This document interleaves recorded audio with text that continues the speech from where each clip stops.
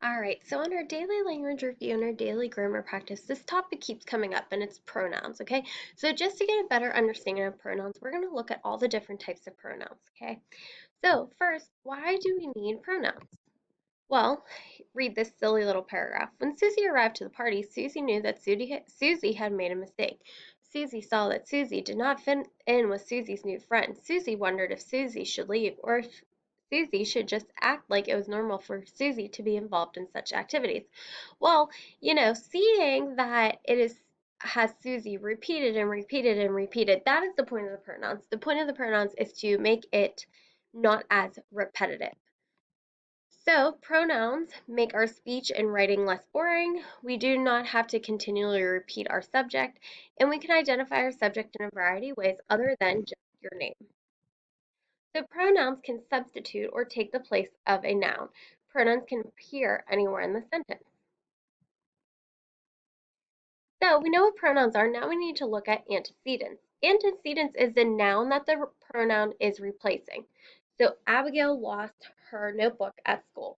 Her takes the place of Abigail, therefore Abigail is our antecedent. So why are antecedents important? Whenever they do it, it's wrong. I would never do it, but some people do it all the time. Some people do it every single day, and it could be in trouble when they do it. Some people do it at school and other places like the mall. They don't know why it's wrong. They just go ahead and do it. Why can't they do it? Because it's easy and they can. And it's a nice thing though, and no one should ever be caught doing it. So what are they talking about? What is it? We're not sure. So antecedents are important because they help us clarify the meaning of our stories. Okay, so there are 7 different types of pronouns: personal, demonstrative, reflexive, intensive, indefinite, relative, or interrogative. So the first thing is a personal pronoun. A personal pronoun refers to people, person. Okay, so here are our types of personal pronouns. Now, this says nominative, however, this is the same thing as subjective, used in the subject. I, you, he, she, it. Objective, me, you, him, her, it. Possessive, my, mine, your, his, hers, its. Okay, so those are the singular personal pronouns, and these are the plural. And like I said, another word for nominative is subjective, which we talk about often. Okay, so these are all referring to people. So our antecedent, who the pronoun's taking place of, should always be a person. The next is demonstrative, or some people say demonstrative pronouns. A demonstrative pronoun is a pronoun that demonstrates or points out things like people, places, or objects. For example, this, that, these, and those.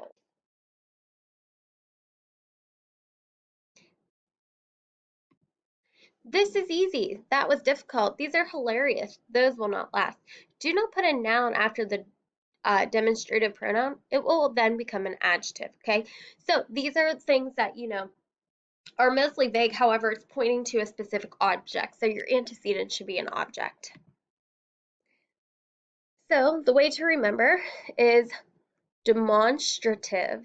Monstra is in the middle like a monster pointing at you. With my giant demonstrative teeth, I'm going to eat this, then that, then these, and those. So think, since it's Halloween, about our monsters. All right, this one shouldn't be new to you. Intensive and reflexive pronouns are very similar. And in 6th grade, you will see the word intensive more. However, let's kind of look at them just to become familiarized with them. A reflexive and intensive pronoun. So these are our pronouns that we add self or selves to them. Myself, herself, himself, itself, yourself, yourselves, ourselves, and themselves. Obviously, the selves, VES, means more than one person. So a reflexive and intensive pronoun always ends in self or selves, which we already know. So those words are intertwined, meaning they can replace each other, intensive and reflexive. A reflexive pronoun reflects, an intensive pronoun intensifies. What do I mean by that? Well, an intensive pronoun emphasizes or intensifies another noun or a pronoun.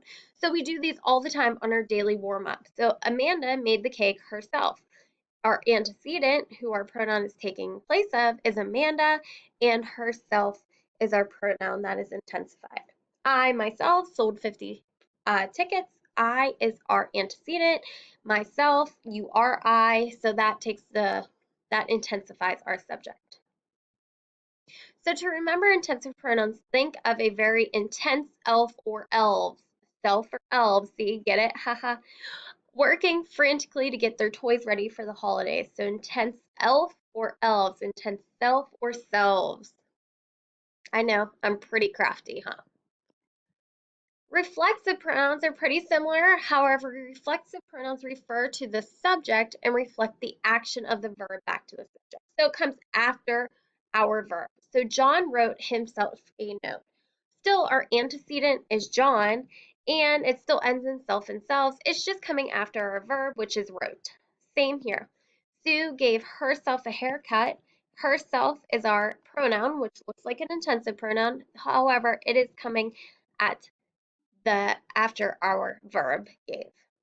So the way to remember reflexive pronouns is that they reflect the action of the verb. They are after the action.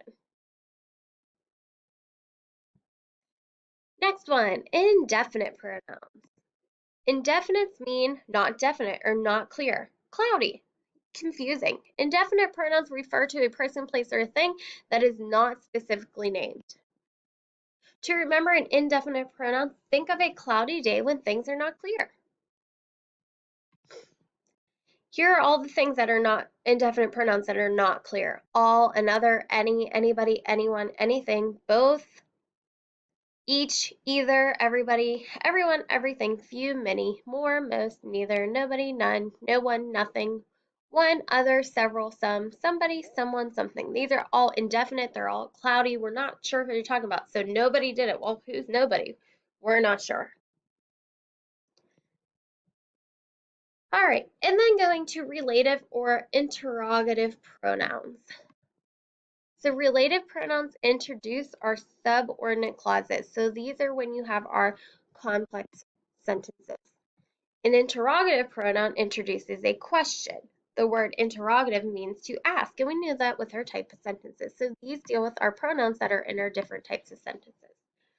Relative pronouns, that, which, whom, whose, or interrogative, what, which, whom, or whose. So our demonstrative pronouns all are T's, and our relative or interrogative pronouns are all our question words, which are W's.